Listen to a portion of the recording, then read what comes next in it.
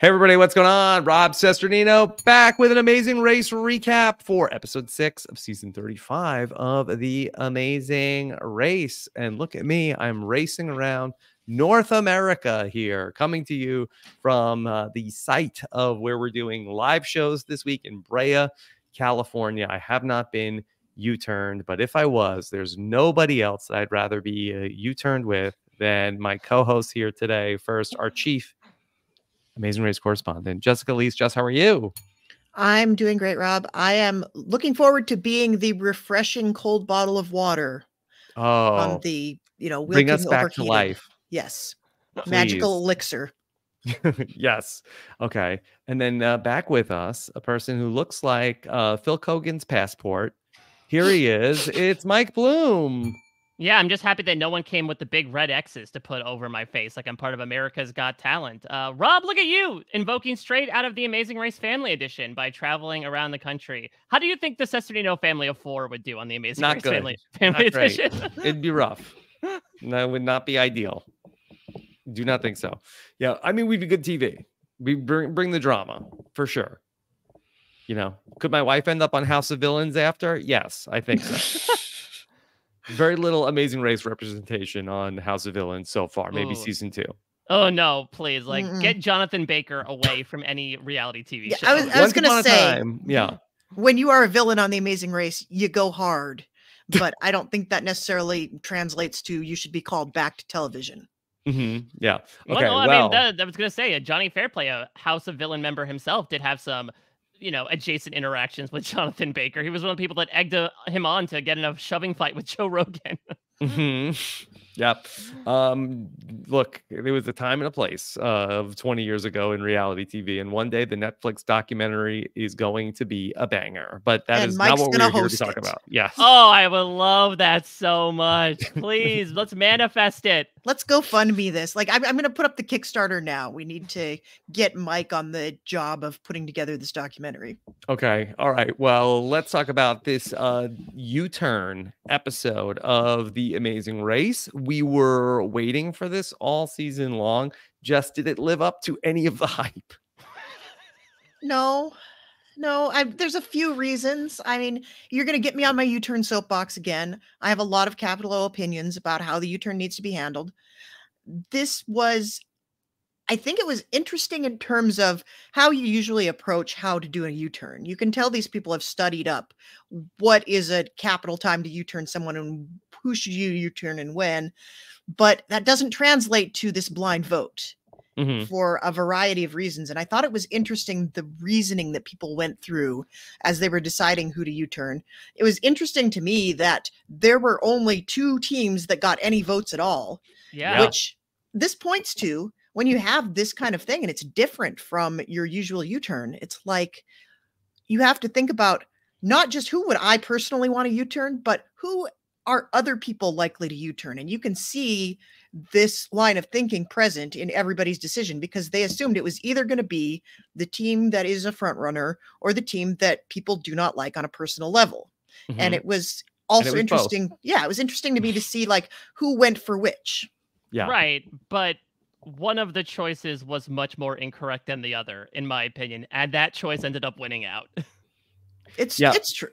Well, Mike, when Jess and I spoke with Joe and Ian last week, we asked them, like, hey, if you had gotten to the U-turn board, who were you planning to U-turn? They, too, were going to put a U-turn on Steve and Annalie.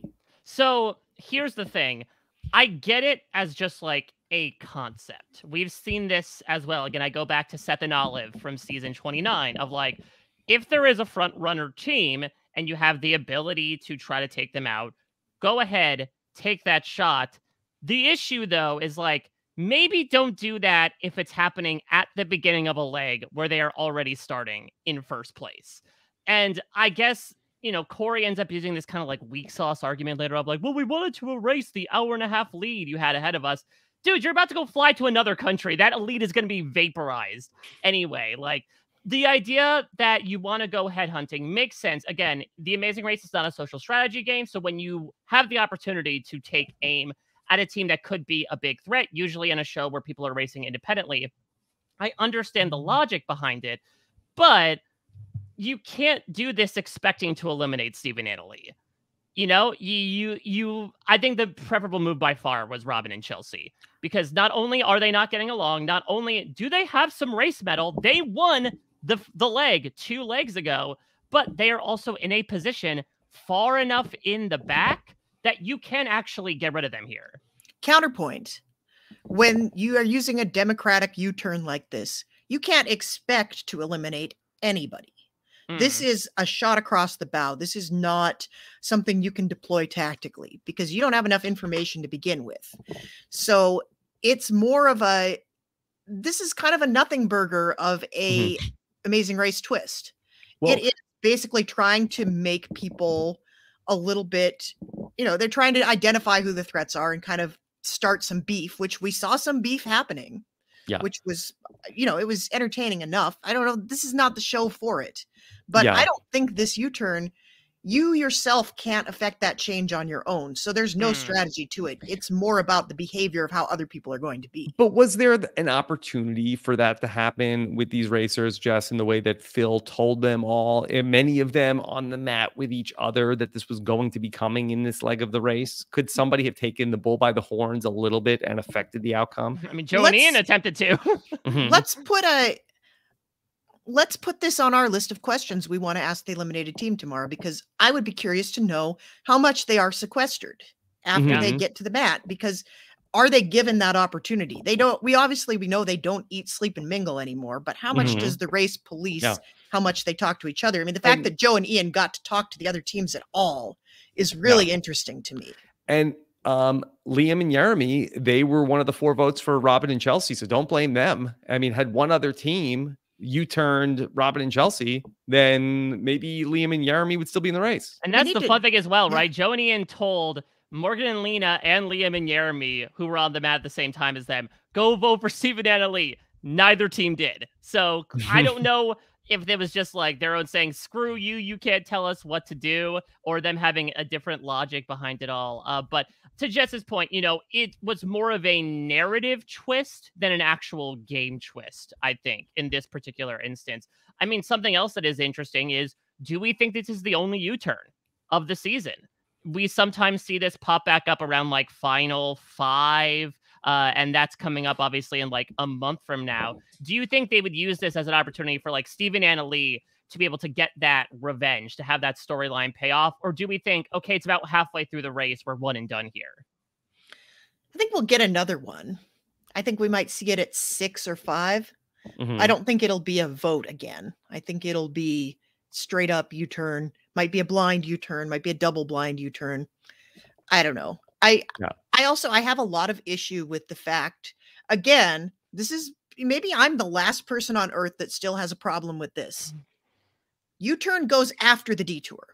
U-turn does not go before the detour. And this didn't make any sense to me. Like,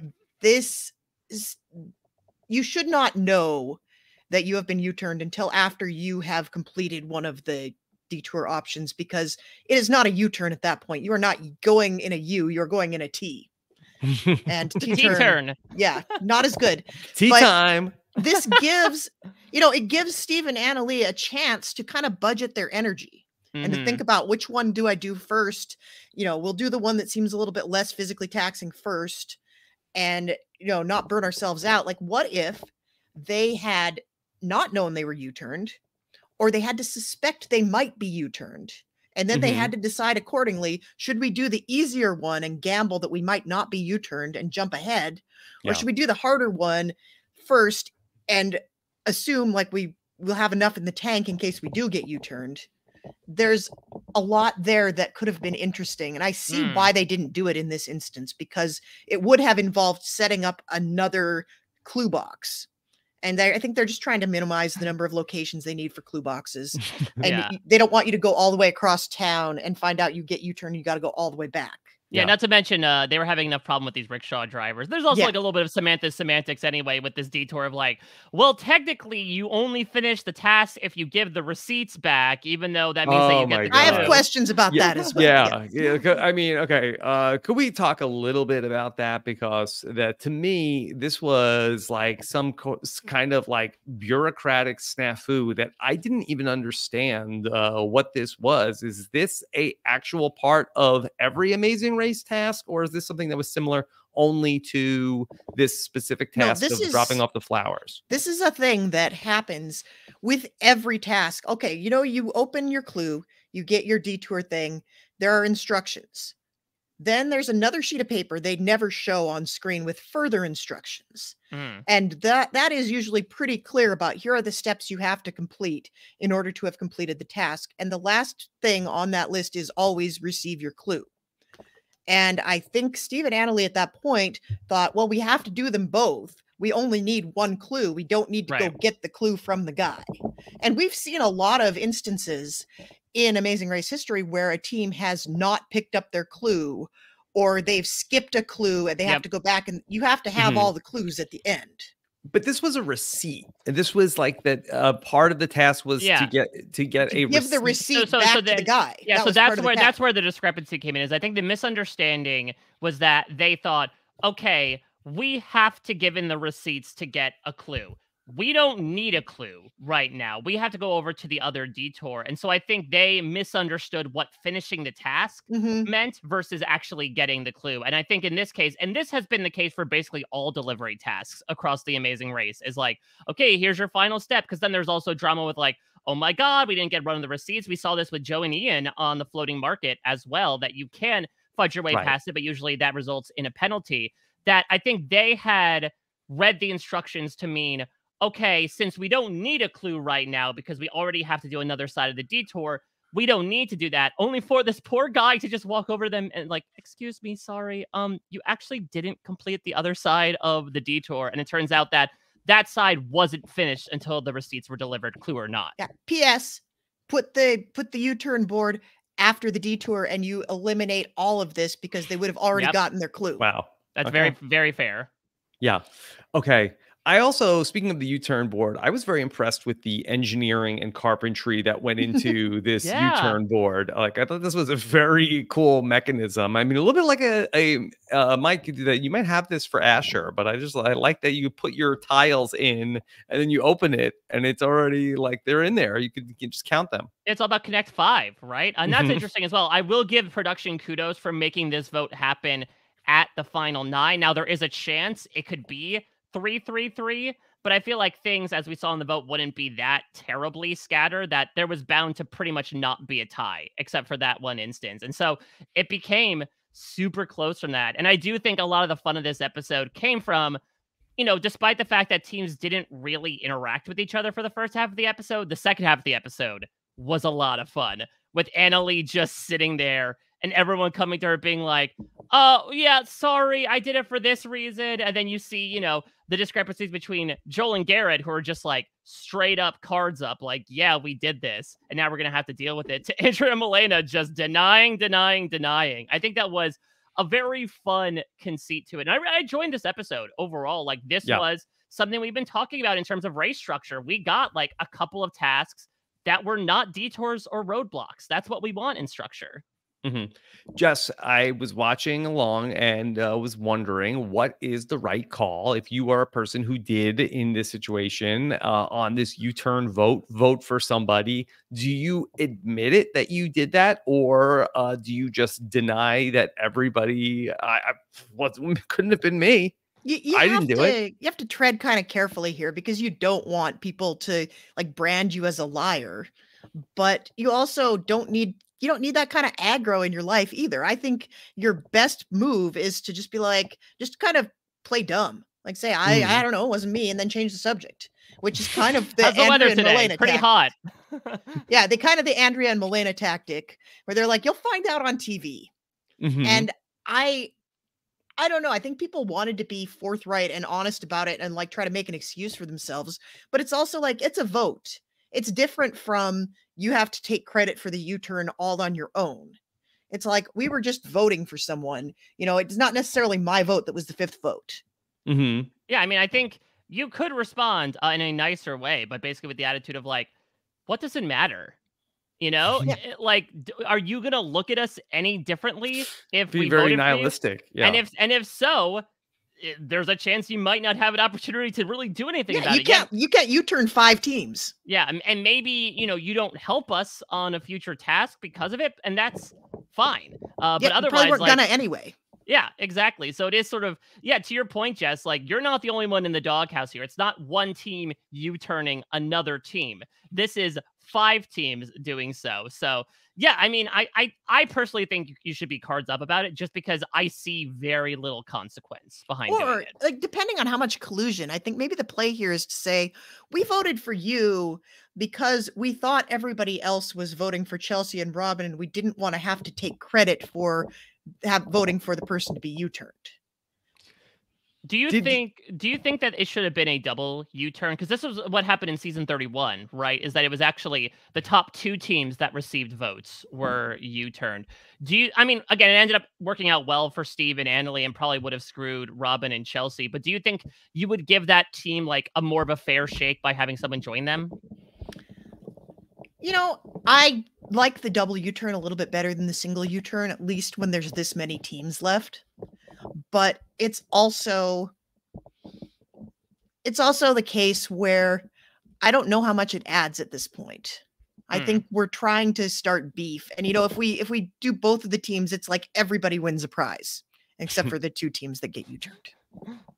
All right, well, let's look through some of the tasks that we saw in this episode. After a quick visit to the shoe store, we had to go to India's most Instagrammed building, the Hawa Mahal.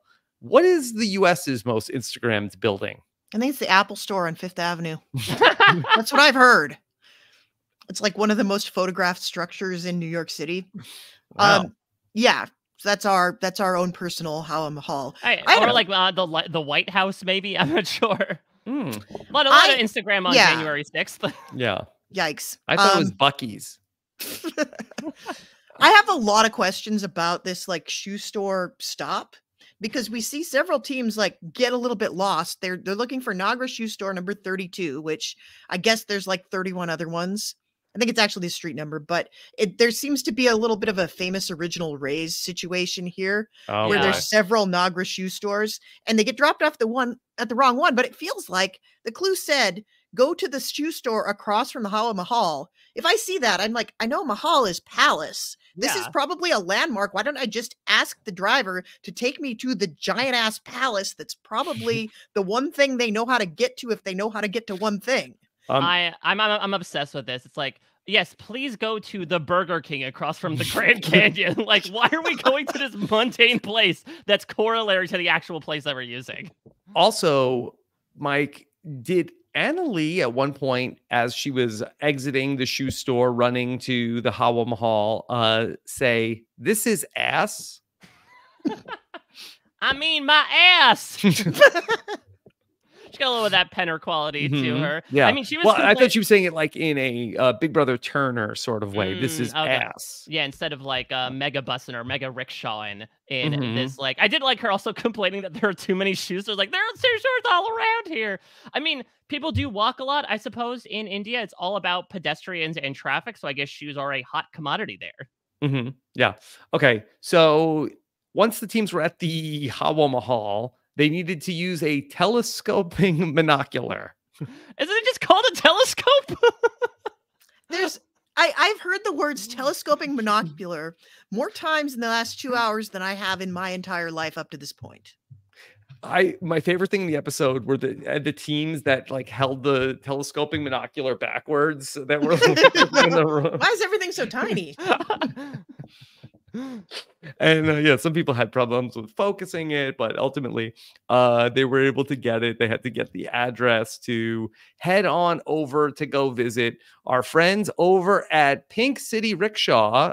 This is a great moment to take a beat to say that this episode of Rob's Podcast is sponsored by Pink City Rickshaw. Need to get somewhere in the Pink City? Pink City Rickshaw is for you. Our women drivers are going to be able to mostly get you where you need to go in our fleet of electric vehicles that are parked in not so hot situations. So if you need a place to get was this a good advertisement for Pink City Rickshaw? No, there's like we hire all women. I am all about equity. This was a plot point on BoJack Horseman, by the way. Yes, it was. Yes, with the female Uber, then the clown Ubers. But yeah, this strange thing of like, this is such a great thing in providing equity to the culture of India. But also the people we happen to hire may or may not get teams eliminated from the race as a result of their lack of skills when it comes to driving. Yeah, some of them seemed great. Some of them like knew exactly where they were going. But in the case of Robin and Chelsea and Liam and Jeremy, like they were just going to drive around aimlessly. You know, as much as I love having cabs back in the mix and having people get around like that, I really hate it when it appears to be the cab driver's fault that somebody gets eliminated, because this person did not ask to be on The Amazing Race. This person is just trying to do their job. And I try to have some empathy for, what if you just came into work one day and The Amazing Race descended upon you and made you do your job in front of them? Like, would you do it perfectly? Would you mess up? Especially when they're like, "Oh, you better do your job right, or I'm gonna lose out on $1 million, and I'll remember you for the rest." Fast. Or I'll remember you for the rest of my life.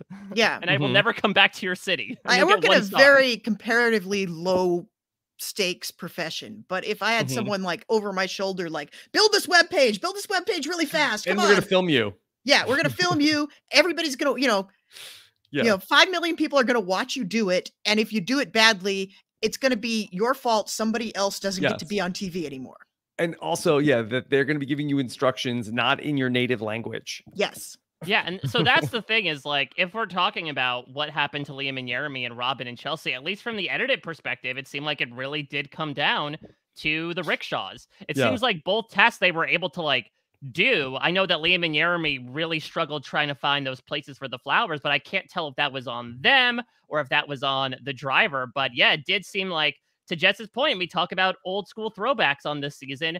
This is yet another one of some teams just get screwed by taxis. I guess better in this leg than the final leg, where we have seen teams get screwed out of $1 million because of one bad cab driver. Yeah, or pilot. Jess, would you like to see some sort of like Lower Decks Amazing Race episode that's completely from the perspective of the people that are helping the teams with the tasks? I think the one I'd like to see was the one when they were in Panama and all the cab drivers were on like the same party line talking to each other the entire time. Yeah, the collusion against Andy and Tommy. That's the webisode I want to see, is like the conversations that these cab drivers had when the Amazing Race came to town, and they all were giving each other directions on how to get where they were going, except for like the one cab driver they weren't friends with, apparently. You know what? Okay, this is perfect. We need a taxi reboot, and we need episodes where they're dealing with like Cash Cab, and they're dealing with Didn't Jimmy Fallon already reboot Taxi? Yeah, listen, it worked in 2004, maybe not so much, but 2024, 20 years later, the IP's fresh again. Dust off Christopher Lloyd. DeVito's still going strong. Bring in somebody, maybe bring in like Sacha Baron Cohen to replace, Tony Danza is out there. Tony Danza is out there. Mary Lou Henner, she's still around. She's got an Oscar now. Like, bring them back together. Come on. Yeah, they've been hit hard by the rideshare industry. We got to see what's going on. I think it'd be really fun, actually. Hey, true story. There was a year when Christopher Lloyd was in Shakespeare in the Park, and the night I went, the entire rest of the cast of Taxi came to see him in the play he was in. And they were sitting like 10 feet from me, and it was a very huge fangirl moment. So yeah, they're all friends with each other still. Honestly, I think that a Taxi reboot maybe has the most legs out of any old school sitcom reboot that has ever existed. I'd rather see that than Full House, to be honest. Yeah. Why, are they doing another Full House? Well, they did one, and it was terrible. Yeah. Okay. All right. Jess, are you saying that you are going to be up for the Taxi rewatch podcast? I talked to Josh Wigler about that. I think the post-show recap schedule's pretty crammed right now. Like gridlock traffic. Yeah. Yeah. Okay. Okay, right, so that parking thing where they're pushing the rickshaws around, Yeah. there's a really addictive iPhone game that does that too. I was gonna say it's like the dentist office game where it's like move the cars around to get the one thing out. I mean, it ended up being that brainy. I would say it seemed like the hardest part was just finding a marked rickshaw in the first place. Otherwise, and I guess the question is like after the rickshaw moved onto the street, I guess did they just reset them They put all over everything again? back. Yeah. Because otherwise, like Steve and Anna Lee just cleared a really nice path for the other teams. Yeah. All right. So the teams would head to the Marsala Spice Shop for what would be a spicy trip to the U-turn board. Or if I mean Lena was very spicy. Or if you're Liam and Jeremy, you just get dropped off at like a random eatery, and all you're looking for is spices. Well, that's also the hazard of the cab driver. Sometimes you get a cab driver that's like, "Oh, you don't want to go to that place. I got a better place for you. The place that the locals know." I've seen that happen a bunch of times on Amazing Race where they're like, "Are you sure that's the one you want? I got one where you can get a better price." Or like, "My buddy owns this one." Why do you want spices? Aren't you from another country? Yeah. Okay. So that's where Steve and Annalie find out that they're U-turn. They go right to work on our detours, bundles and bricks, which I thought that bundles and bricks were kind of similar tasks. Jess, I feel like that typically we get a task that, okay, this one is more strength and this one is like going to test something else. But I felt like these were kind of both strength tasks. Yeah, I have in my notes in all caps, this is the same exact detour. And there are gradations. I think with the bundles, there was like you had to tie it correctly and you had to go to two different places, but you could use the rickshaw. Where the bricks, it was like you had fewer stops to make and it was maybe less fiddly to get it loaded onto the thing, but you also had to get it there yourself. Right. And it looked like the bricks was the physical one and the bundles might have been the more cerebral one. Though I don't know. It seems like, Anna Lee, Morgan, Lena all struggled hauling those flowers. And I guess it shows like the mass, the concept of it, that one flower weighs basically nothing, but you take hundreds of flowers, I guess, put them in a little sack like a bindle, and apparently it weighs a ton. Weighs 60 pounds, according to Liam and Jeremy. Yeah. So, all right, the teams were going to be struggling through all of that. We saw that Steve and Annalie, they seemed like that they had like maybe the easiest time of getting through the bundles, but then ultimately they have to go back. Yeah, and I think it's a different mental calculus. It's like you already know you have to go back. You know that's in front of you. I think that's different than if you power through the task and you get to the end of the task and then you have to go do another task that you didn't plan for. I think it's easier on them. Like they're kind of economizing. And honestly, like they had such a lead on the back half of the teams that it was like they were already done before some of the teams even got to the detour. That was Corey's plan. He wanted them caught up. Yeah, I mean, that's the thing is that I didn't even realize the context of things. I will say, yeah, this episode was a little tough to keep track of sometimes with like, especially Morgan and Lena were like, how the hell are they already in 5th place? And it just seems like because other teams were getting lost and they, I guess, were just making beelines for what to do. But yeah, Steve and Anna Lee arrived at the other side of the detour at the same time as Rob and Corey and Joel and Garrett and Todd and Ashley. They just sort of forgot that one crucial detail. I guess I could see some like subtle differences between the two detours where it does seem like people struggled more navigating with the flowers because there were 2 stops and one of them was just stuck in the middle of traffic. Yeah, I got to talk about this temple, this quote unquote temple inside a bus kiosk. It's like if you went to like, okay, go to Port Authority and give these flowers to a busker. Like, I mean, I think there's a chapel inside of Port Authority. I think it's kind of the same thing. Yeah. It's kind of like when you're looking for a Starbucks, but there's like the one that you're going to is like in a supermarket. Yeah, exactly. Like in a Target. But like, where is the Starbucks? And I guess while the bricks was more physical, I guess the more dangerous component was apparently heat exposure, as we nearly got beard mode cowboy here, and they already got their spices. They already got their salt and pepper. He didn't even need to drink the water. He just needed to hold the water. The water was magical. Yes. The fountain of youth was found in this episode. So the teams then, I think maybe with as teams are falling off and we have less teams, I wonder if we are going to start to see more like, okay, go here, go to this route marker, go to this route marker to try to fill up the 90 minutes of airtime that they were producing in this season. So we had where, okay, go to the textile store, go to Vivek Enterprises, I believe was where they had to go. And then they had to go pick up a textile to then take to another place where they needed to stamp it.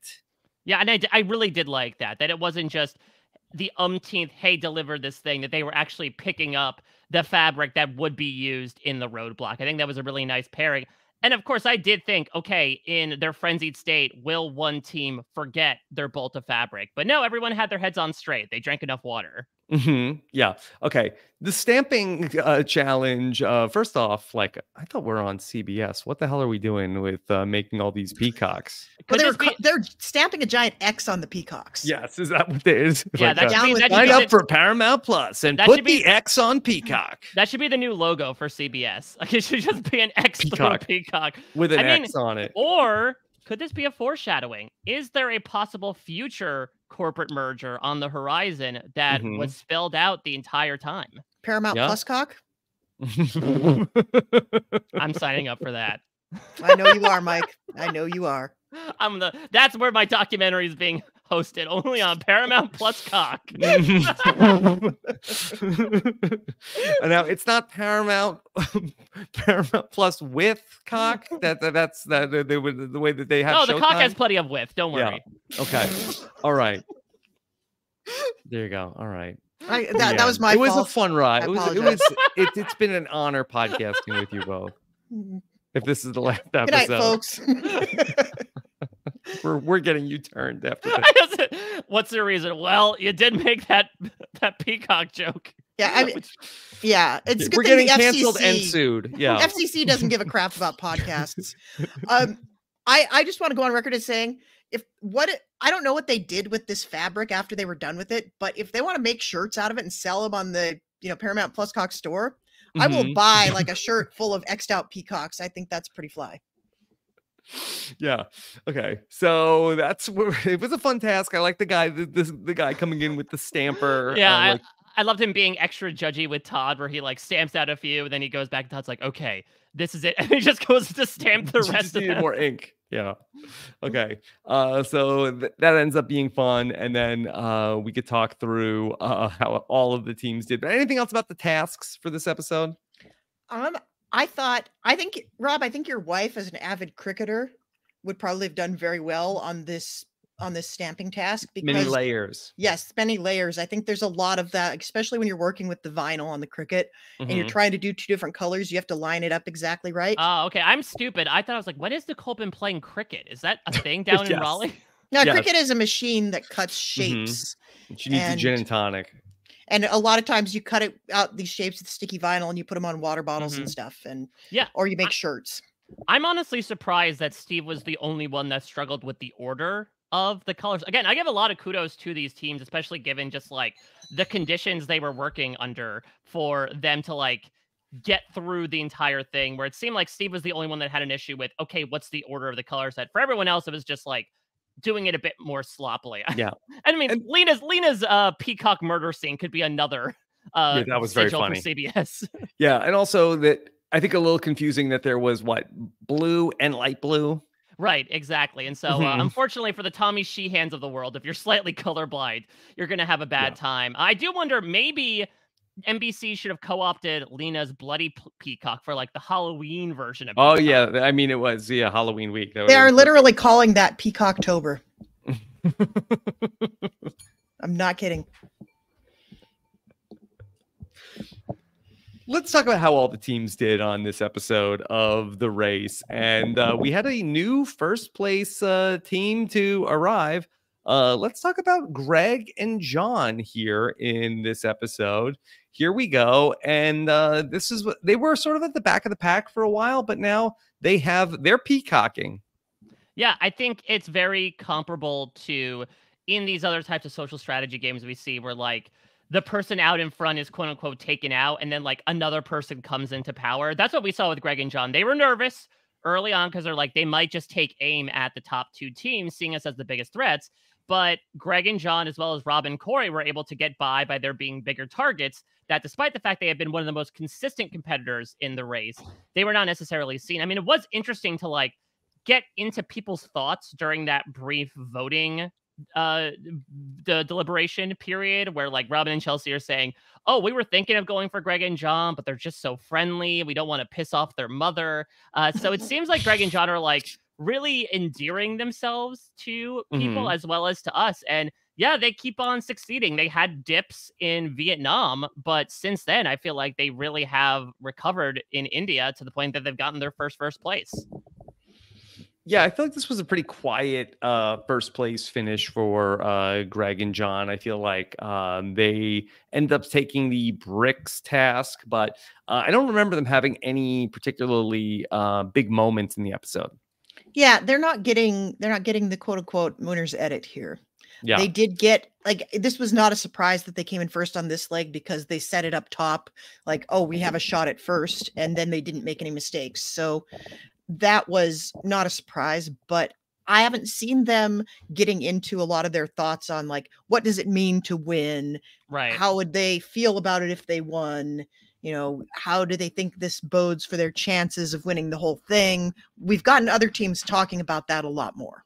Or even like their personal background. Like they don't need to necessarily be Liam and Jeremy in terms of the way they get on with each other, but like it's interesting. And maybe with fewer teams, you know, the Liam and Jeremy stuff obviously was very front loaded given their, you know, perspective and journey on the race. So maybe we'll get more here. One set of brothers will replace another one. I will say these two are so lovably nerdy.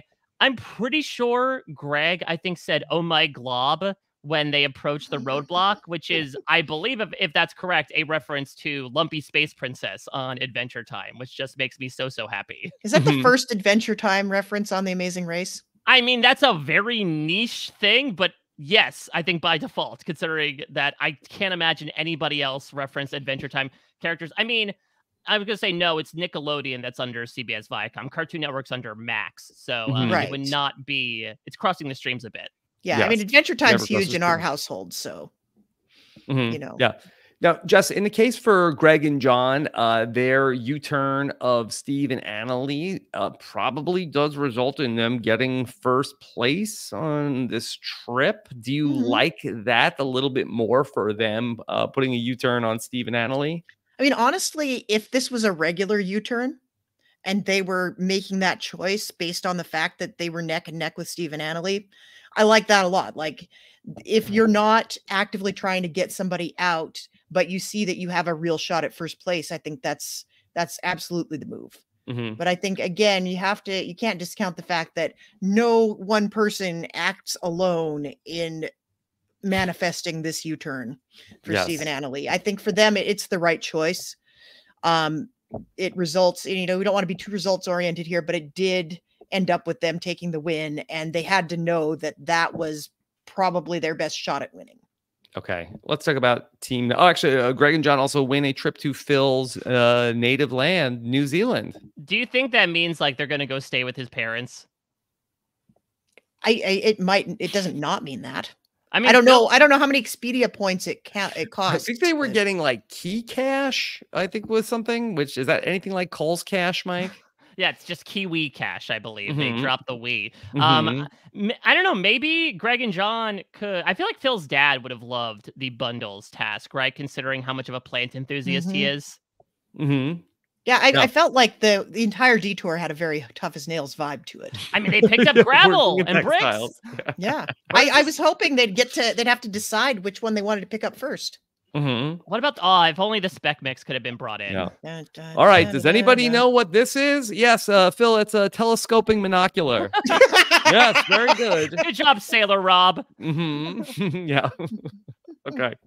All right, then team number 2, it's Rob and Corey, and Rob and Corey, another strong leg for these guys. Yeah, they had their bounce back from Corey, just like really, bringing their team down. But it shows that I think them and Greg and John are some of the most like solid competitors in the entire race. Like they really haven't made any big mistakes outside of Corey performing poorly in one roadblock. And even so, Rob has this mentality that he talked about even in this leg when he was doing the stamps of like, I just got to remain positive for the people that are watching at home. So Yeah, I was not surprised in the least. I was surprised by their name being mentioned a bit in the deliberation, that there are teams that are noticing that as well. If we do have another Right. U-turn coming up in the final 6, final 5, I would not be surprised if they're considered more heavily. Yeah, Todd and Ashley, right? Mm-hmm. Yeah, Todd and Ashley, we're talking about them. Yeah, and I would suspect that there was probably a bit of producer prompting while they were doing this whole thing where producers just had them describe, every team had to describe whether or not they would U-turn every other team. Yeah, but so it's the old cool Big Brother non-live eviction of like, talk through why you want to keep one of the two nominees. Right. And, they do that on Survivor all the time too. Yeah. But this is a case of the editing being very telling. Like, these guys have more of a winner's edit than a John and Greg, because you have Rob constantly doing it for the kids. Yeah, Greg and John don't have kids to do it for. Yeah, and it's hard to tell if this is a winner's or it's just such a great story, Rob and Corey, and that's so like, how do you not show a ton of them if they're competing on your show? So I don't read as much into that they're the winners, just because I think that you have to show them because it's so compelling. I'd put shorter odds on them than John and Greg, though. For sure. Yeah, and I would say also good on them for honestly getting through. It's small, but like the binoculars task, I think would be tough. Telescoping binocular, Mike. All right, I'm so sorry, especially for Rob, who like has I don't know. Dad is a sailor. Yeah, like does anyone knows what this is? Mike Bloom doesn't. Exactly. But I do think that it could have been something that would have led to a bit of a communication breakdown, because obviously, like, you want, if you're the binoculars person, you want to be looking in it the entire time and reading it out. That is tough when one of the members of the team cannot hear, but like Rob was able to speak the letters out and Corey was able to write it down.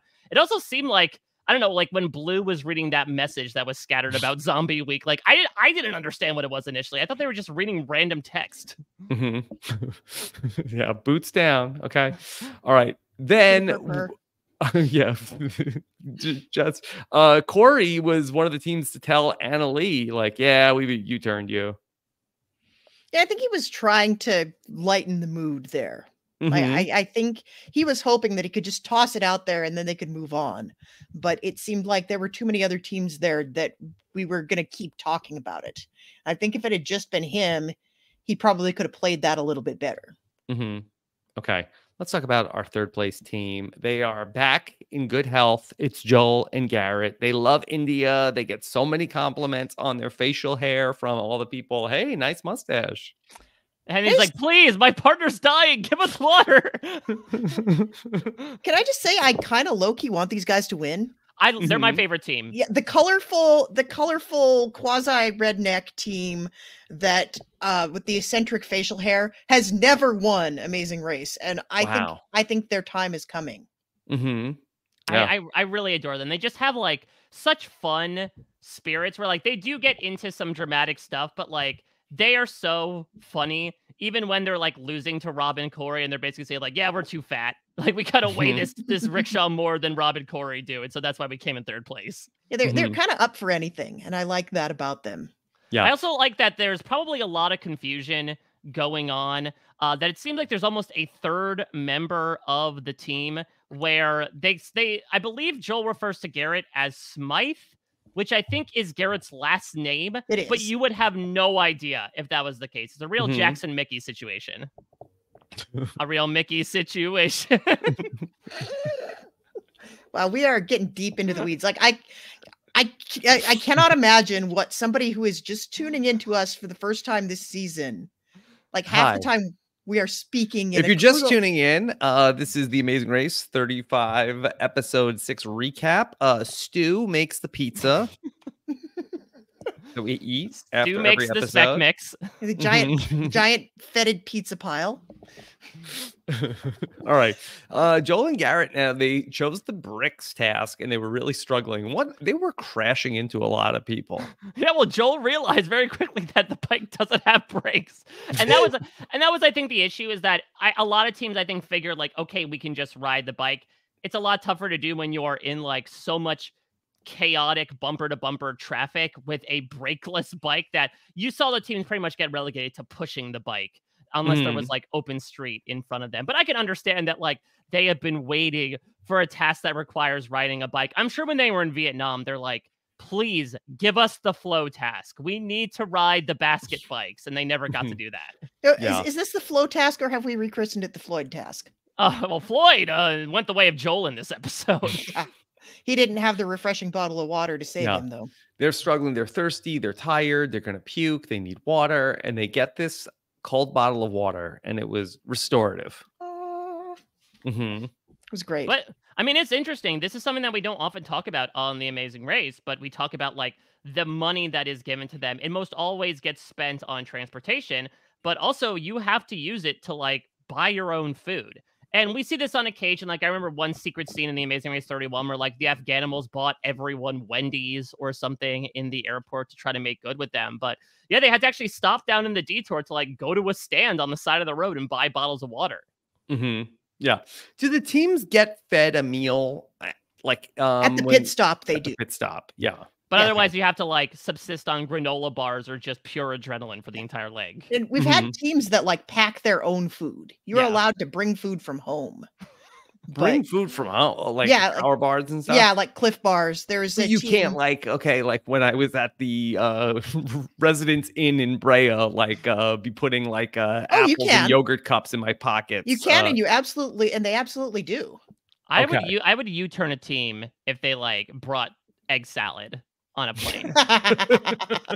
Well, they're not on the charter plane anymore, Mike. Yeah, exactly. Like that just be doing the service to the entire community, let alone the other teams. Yeah, now you're not leaving the place better than when you found it. So okay. All right. So Joel and Garrett, they bounce back from that. They complete their deliveries, and then they admit that who they U-turned, and then they get through the stamping pretty good. Yeah, it was a pretty low-key week for them. Yeah. Okay. It would get a little more dramatic with Morgan and Lena. A spicy episode for Morgan and Lena, although it was a return to form where they end up back in the top half of the pack. Yeah, FOURM, because they finished back in team number 4, which was the same place I believe they finished in the first 2 legs. Yeah, this is awesome. I know we were calling them like our bottom G.Odysseys for the recent legs of the race, but this goes to show like even when they are by far the most bickering team on the race, they can still succeed in spite of that. And it doesn't feel toxic to me. Maybe it's because they're not necessarily in a romantic relationship like we've seen with, for example, the aforementioned Jonathan Baker. But I do love how much they snipe at each other between, Lena, for some reason, like insisting that Morgan not look at the demonstration about how to tie the bundles versus them arguing back and forth in confessional as to who had the harder time carrying the flowers. Yeah, who was a Hulk and who was not a Hulk. Yeah, whose flowers were heavier. Yeah. I think it's hilarious that the spicier they get, it seems like the better they do. Like they're just motivated by the fuels them. Yeah. Yeah. They got in probably the biggest fight we've seen between the teams so far of this season of The Amazing Race. Yeah, I also love that Lena is very much graphic design is my passion, right? Because wasn't she the one during the vinyl detour that was like, I hung up the vinyl in my office by myself, and then she's like, I took printmaking. Did she go to SVA or something? I know she lives in New York City, but apparently like she's all about these crafty things. Hey, don't knock SVA. No, never. Yeah, it's great live shows there. Okay. Then Morgan and Lena, their team number 4. Let's talk about Todd and Ashley. I guess a quiet week for Todd and Ashley. Surprisingly so. I mean, I guess we get a little bit as to the fact that perhaps they are second to Morgan and Lena in terms of the teams left that argue with one another, but like they understand each other. That's almost their way of communicating. Ashley gave some great face when Todd had to be the passenger seat driver to try to help out their rickshaw driver. But otherwise, yeah, I mean, as they said, 5 is apparently their lucky number. This is now their 5th place finish in 6 legs. So yeah, that's they're a consistent performer as well, just not as like top tier as Greg and John and Rob and Corey. I had in my notes that did Todd say that he makes Ashley irritable, or did Ashley say that Todd makes her irritable? I think the latter seems more accurate.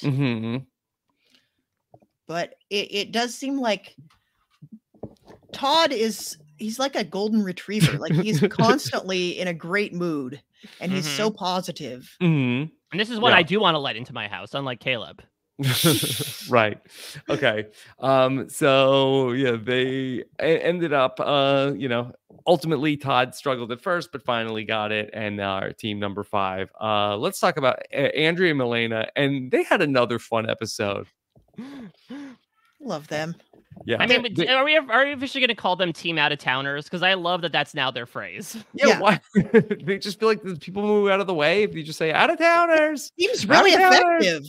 I have to give them credit. It's working for them. We are getting a lot of them. Yeah. And we're getting a lot of them in a way that says to me they're going to be one of those teams. Like we do have teams like this from time to time where it's like they're not the best racers, but they're still here every week. They're funny. And they make it they're entertaining, they're funny, but we're also getting like kind of beats about they being godmothers to each other's kids. And then this week we learn about Milena's relationship and how Andrea helped her pick herself up. And I think this bodes well for them. I see them going pretty far. Like I don't think they're going out next week. No.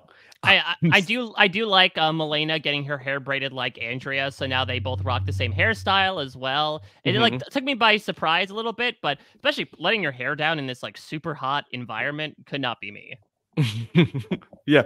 So there was a couple of funny moments between the two of them also where at one point they said that their rickshaw driver was slow as hell.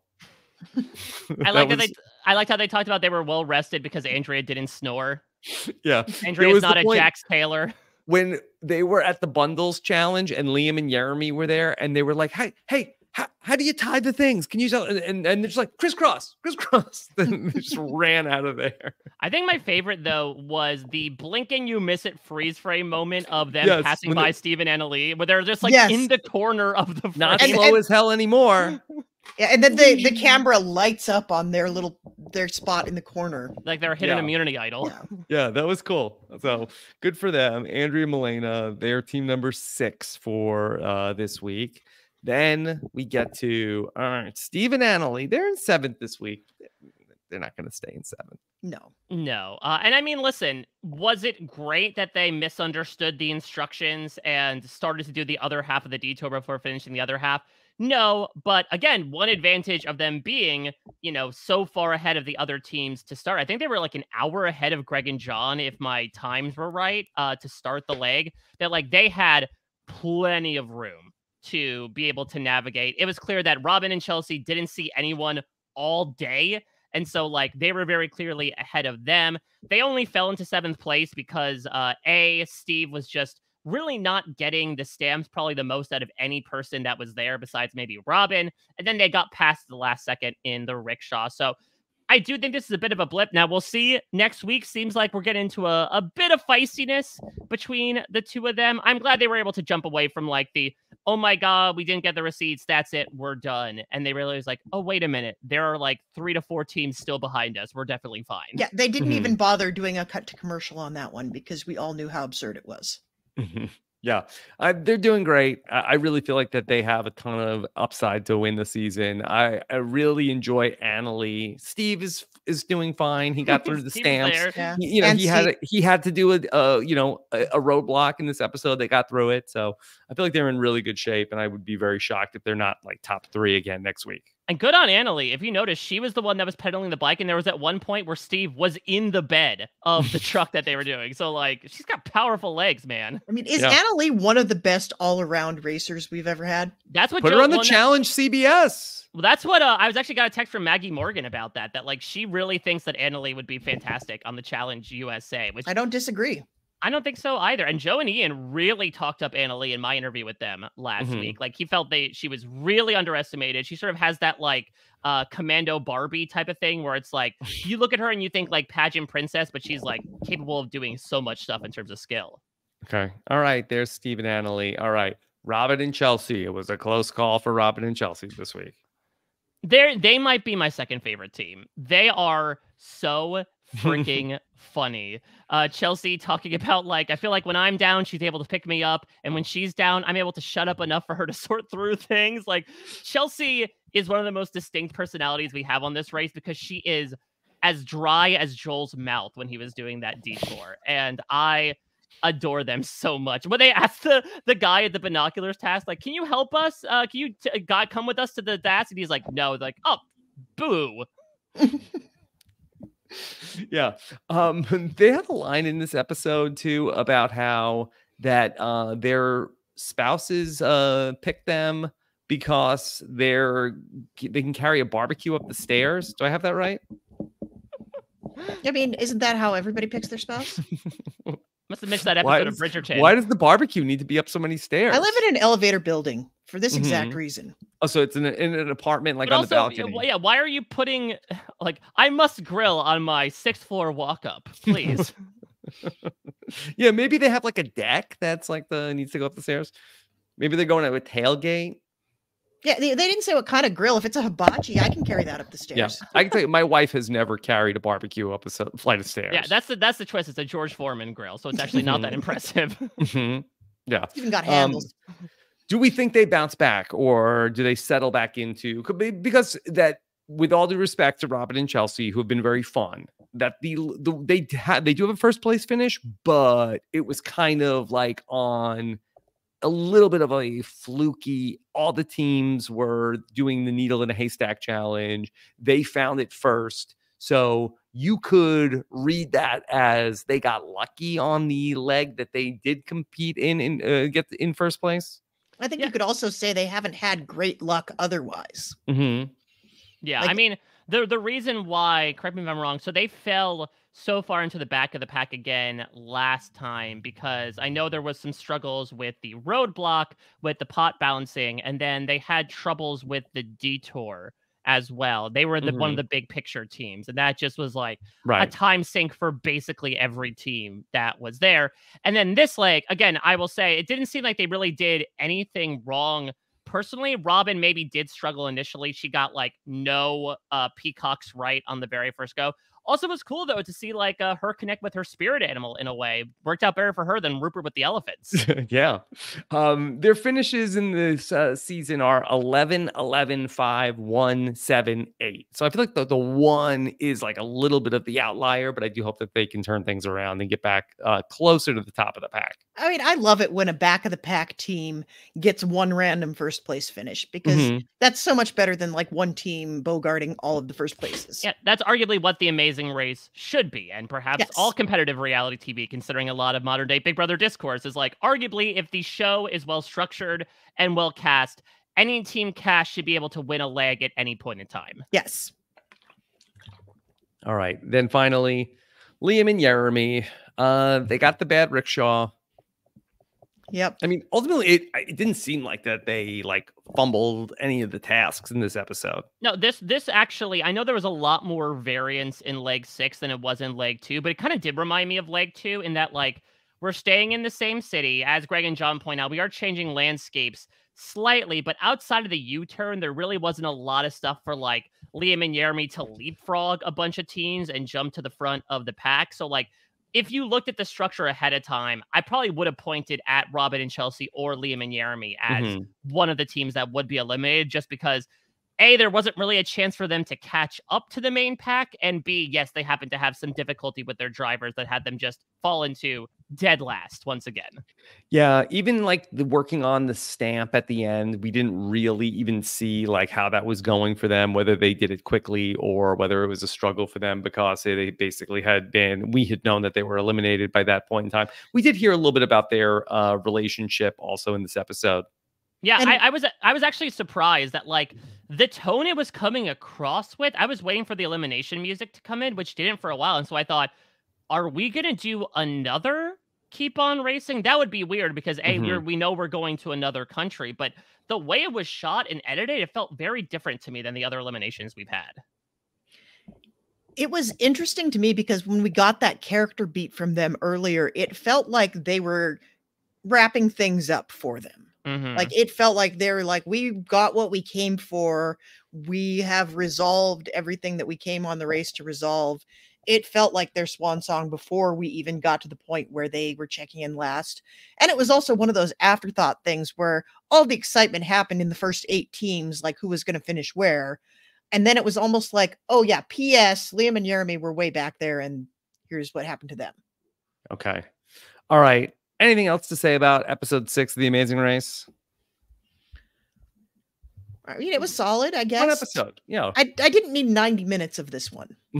Oh, really? I actually enjoyed this episode. Maybe it's because we got, again, those like couple of extra tasks. I did not feel the time on this one as much as I did the first couple legs. I'll continue to say that I do feel like once we hit Vietnam, I think we really started to punch down on the gas. We were maybe going a bit slow, like Liam and Jeremy's driver for the first couple of legs, but I do feel like there was some fun brought in with the U-turn vote.